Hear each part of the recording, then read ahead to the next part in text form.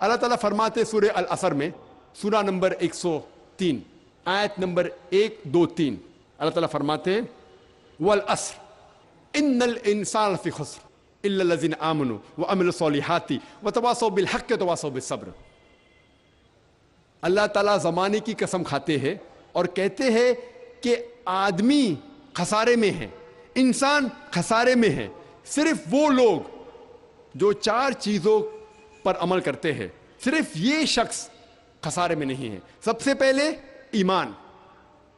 پھر عمل صالحات، اچھے اعمال، نمبر 3 وتواصوا بالحق، لوگوں کو حق کی طرف بلانا، دعوت دینا، غیر مسلم کو حق کی طرف بلانا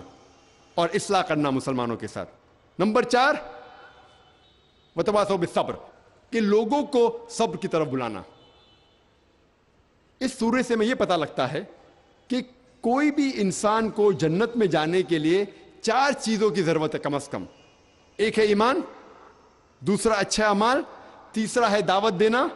غیر مسلم کو اسلام کی طرف بلانا، اور چوتھا نمبر ہے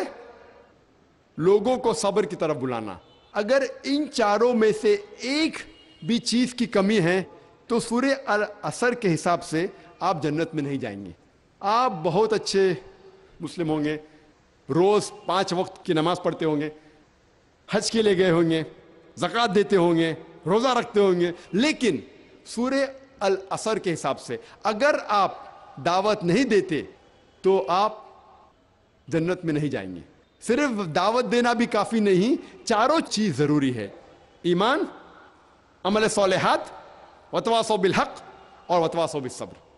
ان 4 میں سے ایک کی بھی کمی ہے تو سورہ العصر کے حساب سے آپ جنت میں نہیں جائیں گے۔ اگر آپ دعوت نہیں کریں گے اور اللہ سبحانہ و تعالیٰ آپ کو معاف کرنا چاہتا ہے اور جنت میں ڈالنا چاہتا ہے، وہ ایک الگ بات ہے،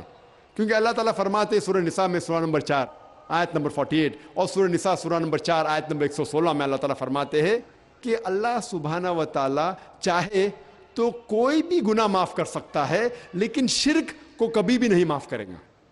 تو شرک کے علاوہ اللہ سبحانہ و تعالیٰ کوئی بھی گناہ کو معاف کر سکتے ہیں اگر اللہ تعالیٰ چاہتا ہے